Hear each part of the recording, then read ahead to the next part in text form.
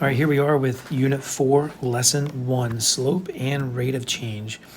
The side view of two ramps at a local skate park are shown. See if you can answer those questions there about those two ramps. If you need to push pause, go ahead and then come back for your answers. First, what measurement do the ramps have in common? I would say they have the height in common. All right, height of 8 feet. Okay, so that would be this side length right here. Both of them have a height of 8 feet. All right, what measurement is different between the ramps? Okay, and that would be the width or the length, however you want to imagine that.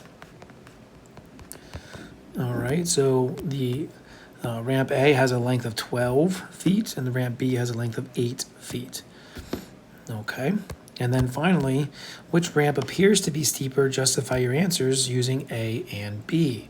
Okay, so well, it looks like ramp B would be steeper, right? Okay, that incline, I guess if you're at the skate park, you might want to go down the incline, not up, right? Okay, well, how can we prove that, right? Well, one way we could prove that is by dividing the sides of the triangle. So 8 divided by 8 gives you 1. 8 divided by 12, okay, gives you 2/3. And 1 is a bigger number than 2/3, therefore it would be a steeper ramp. That would be your justification. So what we're talking about here is slope. Slope measures the steepness of a line. All right, so slope is the ratio of the vertical side compared to the horizontal side. You'll hear this phrase, rise over run, okay, when we describe slope, and it is called the rate of change of a graph. So go ahead and push pause if you need to copy those things down as we move into examples of slope. So a positive slope, okay, is a slope that increases from left to right. We read lines the same way we read sentences. Okay, so we're always moving from the left to the right. Okay, is that line going up? Yes, that would be positive slope. All right, moving from left to right. Okay. So from left to right, this line is going down. That would be a negative slope.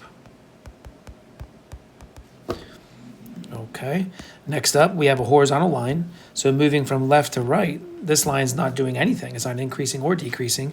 So we would call that a 0 slope. And finally is a vertical line. Vertical line, we can't even move left to right, okay, because the line is fixed on one x value. So we actually call that an undefined slope.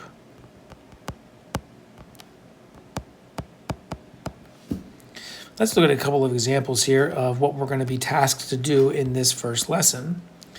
All right, so finding slope from a graph. The first step is to choose 2 points or coordinates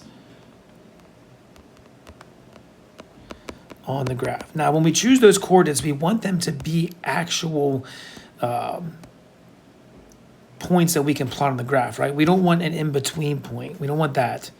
Okay, we don't want this one right here, right? Because that's not on the grid lines of the graph. All right, we want to actually choose a place where the line intersects the grid marks of the graph. And it can be any two you want. They could be right next to each other. They could be the whole way across the grid. It doesn't really matter. But we're looking for these types of points here, okay, where the line intersects the grid marks. Okay, so we choose 2 points that we can see. We're going to draw a right triangle to count the rise and the run between the 2 points. So I'm always going to go left to right, right? We just said that. We read lines like we read sentences. And I'm going to go rise and run. Now I'm going to count those blocks. 1, 2, 3, 4, 5, 6. So I go up 6. And I go right 3. Okay. So set up a fraction of rise over run. All right, so ratio, fraction, whatever you want to call it. Okay, double check if the graph is positive or negative, which this one's going up, so it is positive. All right, so those are sort of your instructions. When I get back over here to my grid, right, what was my rise? My rise was 6. What was my run? My run was 3.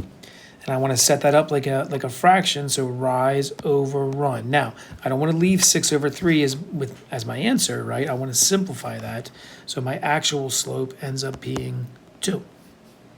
Now, I could keep it as 2 over 1, or just 2 is fine as well. Okay, so that's your process beginning to end with finding slope from a line. Let's take a look at a few examples together. Example 1. All right, I can look at this line and know already from left to right it is going down. So I should expect a negative answer. All right, I want to locate 2 points, so I see one here. And looks like I got one here. It looks like my graph is going down 1, right 2. So down 1, right 2. So when I build that out into my fraction, right, I'm going to have negative 1 over 2. Okay, down 1, right 2.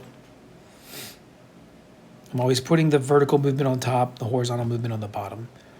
It's important to use words like up, down, left, and right as well. Okay. All right, next one here, we're going left to right. I can't draw a triangle here, right? I can move left to right, but I can't draw a triangle. So this is one of those special situations, and this would be a slope of 0. Okay, all horizontal lines have a slope of 0. Notice the line is not increasing or decreasing at all. Okay, it is a flat line. And let's try example 3. All right, so again, I'm going to choose 2 points. I see this point here. All right, and I see this point here. Now, before I start, I want to notice something special about this graph. Because if I just start counting blocks, right, I'm going to get this question wrong. What I want you to notice is your y-axis is not counting by 1s. Okay, it is counting by 3s. So when I count the side of my triangle, I need to make sure that I'm also counting by 3s. So I go 3, 6, so up 6 for this one. Now my x-axis is still counting by 1s, so my run is going to be right 1. Okay, so my slope ends up being up 6, right 1. Now I can leave it as 6 over 1, or I could just write the answer as 6. So we really got to kind of be careful here that we don't get into a habit of just counting blocks. All right, notice my first example, everything was counting by 1s. That one was easy. All right, I want you to push pause, and I want you to try numbers 4, 5, and 6. Okay, and see what you come up with.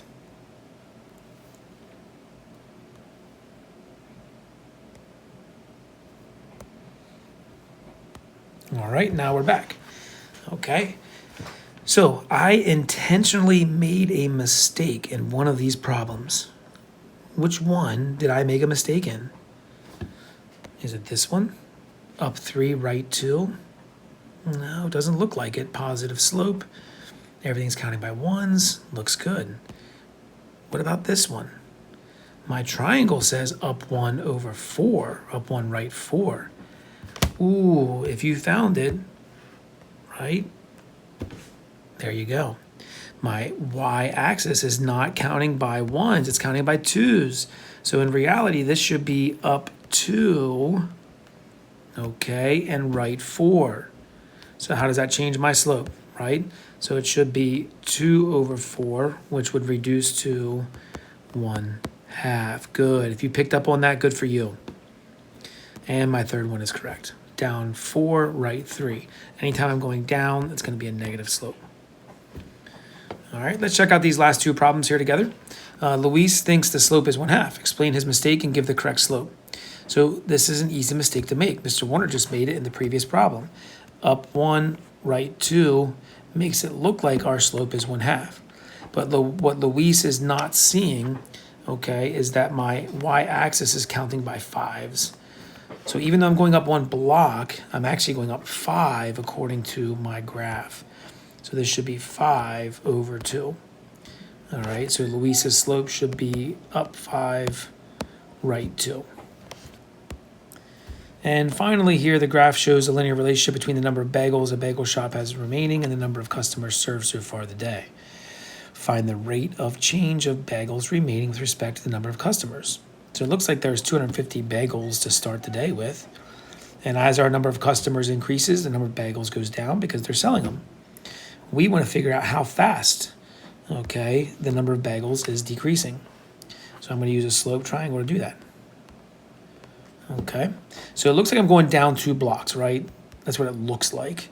But I really have to pay attention here because my y-axis is not counting by ones. It looks like it's counting by 25s.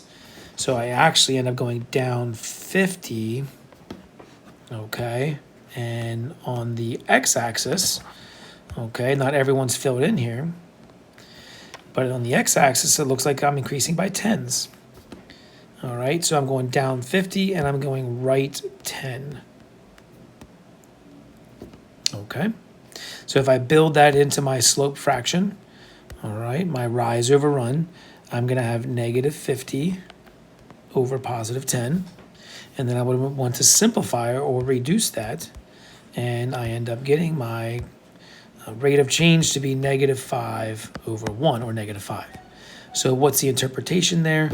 Okay, that is that each customer is buying 5 bagels on average. All right, there are your notes for lesson 1. Make sure you have them copied down in your packet.